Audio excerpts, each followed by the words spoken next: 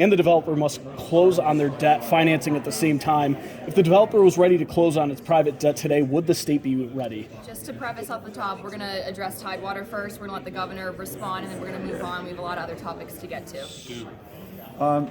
Yes, like I said last night, I have a great deal of confidence that this project is going to happen. You know, there's a backdrop here that everybody's talking about, the current interest rate climbs and that type of thing. It does impact projects like this, but I have full confidence. Talked to Brett Johnson yesterday. I got full confidence that this project is going to move forward. And Governor, you were the tie-breaking vote to kind of push this project through. Any second guessing at this stage? No, because I do, like I said, I got confidence that this project is going to go through. Brett Johnson is, certainly determined to make that happen, and we're going to hold up our end of the bargain, and I believe the city of Pawtucket will do as well. Well, he's going to be following the markets, and the markets seem to have gone against borrowing for these kinds of projects like this and like the Superman. Well, time will tell. The main thing is that the state of Rhode Island is ready to keep its commitments. The developer is as well, and the city of Pawtucket. So those three combinations are going to make sure that this project happens. If it gets delayed because of what you just said, Steve, in terms of market conditions, then so be it. But the goal is to keep it on track on the schedule that was originally described. You need a crystal ball to understand that the feds are continually pushing this rate up. And I question whether or not they're doing the right thing, quite frankly. These projects are important to the jobs. These projects are important to the communities that are in Rhode Island. And slowdown there is concerning. So I would encourage the Fed to stop this interest rate increases and start getting into the understanding of what it means for on the ground families, jobs, communities, in terms of how important these projects are, including what we're here today to talk about, which is the school construction.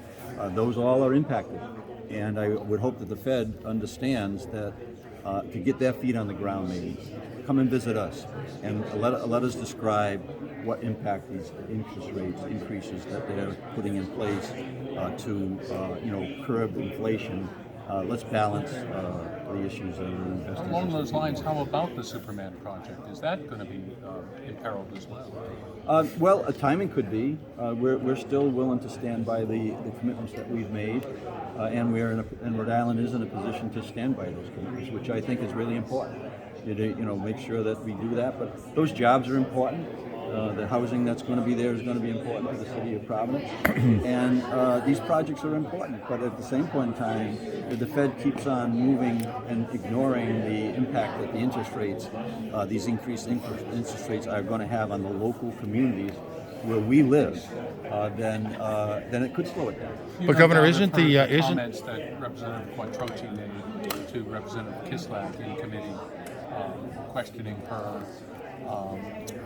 Do you have any thoughts? No, I have no comments on that. Governor, I think the speaker spoke to that well. I'm sorry, Governor, isn't the a case can be made, however, that the extreme spending by government is in fact driving inflation, which is then causing the Fed to react by raising interest rates to fight inflation? Aren't we in a vicious cycle here? So I'm not an economist. All I know is I'm the governor of the state of Rhode Island. These projects are important for jobs, which are really critical for the families that live in our state.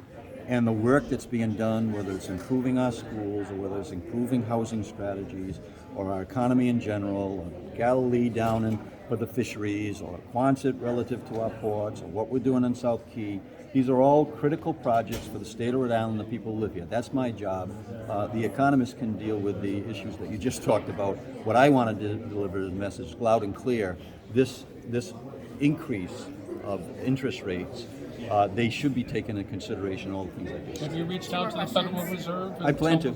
You plan to? Absolutely. Isn't it interesting that your former, now soon to be former head of the CCRI is actually going to be on the Federal Reserve Board? Are you going to take advantage of that contact? Well, first of all, we want to thank Megan for her services. She's done a fabulous job there, and we're going to work on transition with her. Anybody in my network, quite frankly, that could help the state of Rhode Island, we're willing to reach out to. You're losing your director of administration. Tell me about it. Yeah, Jim Thorson's a close personal friend of mine. You know, he grew up in the town of Cumberland as well, so significantly younger than I am, but still we're in the same track on some of the basketball courts we played on. So Jim will be missed, but we're very fortunate to have, very fortunate to have somebody like Brian Daniels' skills and talent to step in as a interim Now director. you have another search for another director. We'll keep on bringing good people in. We'll keep on making good people get things happen in the state. All right, thank you guys. Governor, just one last question. Can the city of Pawtucket, given its challenges in school construction, can they afford the debt service on, well, what some still refer to as, yet another, I don't know, just another failure in Pawtucket? No, well, the school, they were ahead of the curve there in terms of the school construction and retrofitting. So I would say that those projects are going to continue to go forward. Now, we'll have to hold everybody accountable if there's issues that you're referring to relative to contractors. I expect them to fix the issues that they need to fix. So, but that school construction in Pawtucket, I applaud the leadership at the school committee level, the town council, and the mayor's office for being ahead of the curve relative to making school improvements in the city of Pawtucket. We're going to continue to invest in that. They put local dollars in. The state puts local dollars in. The state of Rhode Island voters approved $250 million last year. I put $50 million surplus into school construction, and we're going to continue on that path. Quick All right, follow-up, thank but you they guys. haven't been That's able it to for today. Thank consummate you. the Shea construction project, which is, given the challenges there physically in the building, is in danger of losing accreditation. And they haven't been able to bond that out yet. Is that challenged in the same manner that... I'll let the school department handle that in the city of Pawtucket. Thank you guys. Thank you, Governor. Thank you.